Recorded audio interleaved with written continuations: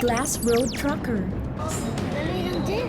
Karamihan sa kabataang Pinoy ang nangangarap na maka-experience ng snow. Sa challenge nito, walang kinalaman ng snow. Pero siguradong gustong ma-experience ng junior contestants ang katumbas na premyo nito. Kailangan gumawa ng tulay gamit ang mga nakabaligtad na bote ng soft drinks. Matapos magawa ang tulay, kailangang hipan ang isang ping-pong ball para ma-shoot sa shot glass na nasa kabilang dulo.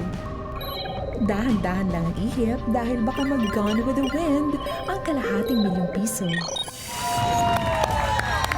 Okay. Glass Road Trucker ang ultimate challenge nyo. Boys, magtutulungan kayo sa pag-setup ng bote at ng shot glass. Bawal i-adjust ang mga bote habang may gumugulong na bola at isang ping-pong lang ang kailangan namin mapasok sa shot glass. Isa lang ang kailangan. This is your ultimate challenge worth ₱500,000. Okay? Red team, let me hear your voice. Kapamilya ng red team, isang cheer. Boys, ready? Ready. Pwesto. Dun ka.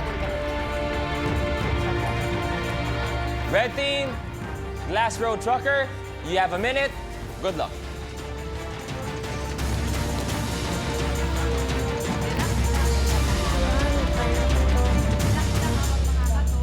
May nagpapaalog sa atin na may magpapatid.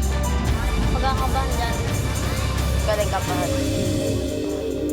The game begins in 3, 2, 1. Ultimate challenge for ₱500,000. O sige, Miles. Dalawa na. Isa-set up, lalagyan ng ping-pong, ihipan at kailangan pumasok sa shot glass. 8 bote, isang baso, isang shot glass ang kailangan nalang i-set up. 35 seconds. Oh, dali, go na. Go. Pwesto muna, okay.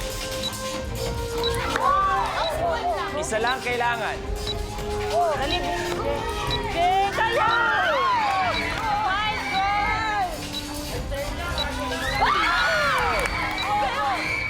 15. 10.